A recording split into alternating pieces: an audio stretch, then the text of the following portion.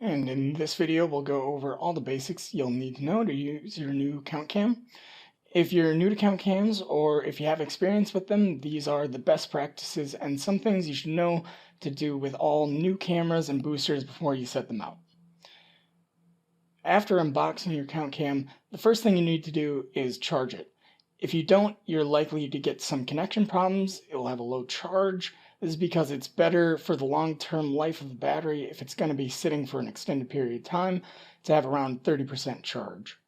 If you're going to be storing the cameras for a long period of time, say it's the end of the season, you're not going to be using it for a while, you'll want to store it around a third of the capacity.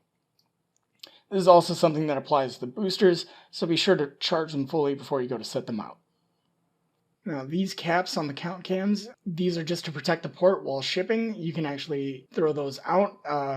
The ports are dust and water resistant, so you shouldn't have to worry about keeping those caps.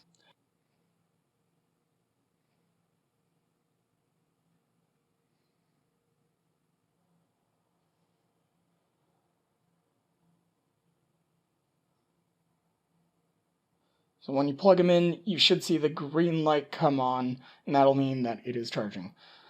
While that's charging, make sure you have the CountCam app installed on your phone or tablet. It will be available in the App Store.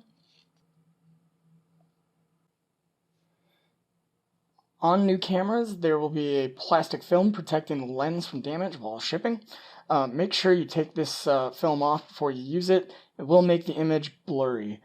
Don't worry about scratching the lens with your fingernail. The lens material is harder than your fingernails. So